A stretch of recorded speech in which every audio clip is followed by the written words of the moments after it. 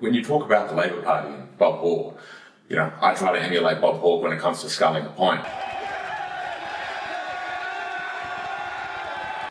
with the leadership of the Labor Party, that was Labor for many years, and now somehow they've turned to trying to emulate Gough Whitlam and that kind of idea, which went as poorly as it did. So why do you think that has happened, and what do you think we can do as a society to have a strong two-party system of the strong Liberal Party with liberal values and strong Labor Party with their Labor, maybe more union-based, different, but just arguing on the opinions of policy rather than... Well, I think in many ways we need the courage in our leaders to actually highlight the five, I outlined them, and we covered them at the recent Aspire conference, great areas of challenges which can no longer be ignored if we're to have a secure future.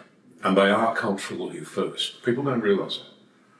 I've always been, was always somebody who thought getting the economy right means everything else will come right. But the economy's going to hell in a handbasket in Australia because of our cultural divisions, our lack of responsibility, our refusal to wear some economic pain at times.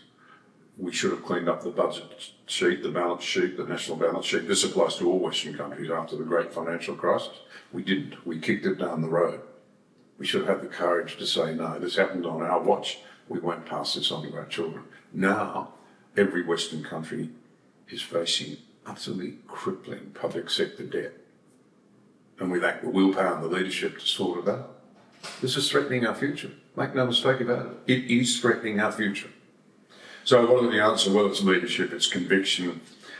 One of the things that I draw a lot of hope from is that, and I have referenced this many times, that we know our young people are not doing very well, and I'm not down on them. I do think they need to face up a bit, but we've created this society, what you pass on to your kids is really important.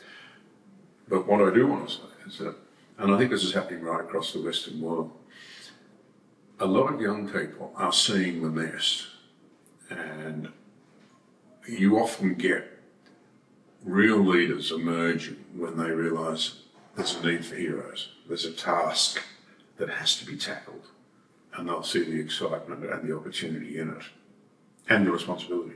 So when it comes to that hole, which definitely, there is definitely a leadership hole occurring right now.